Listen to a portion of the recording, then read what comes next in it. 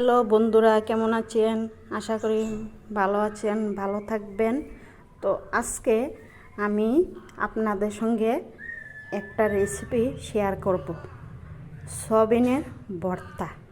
সয়াবিনটা আগে গরম জলে একটু সিদ্ধ করে নেবেন, ঠিক আছে? তো আপনারা আমার সঙ্গে থাকেন।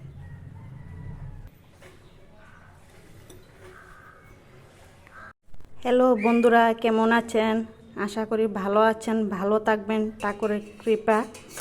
তো আপনাদের সঙ্গে আজকে আমি একটা রেসিপি শেয়ার করব। আপনারা তো সবাই সয়াবিনের তরকারি খান, সয়াবিনের ভর্তা খান।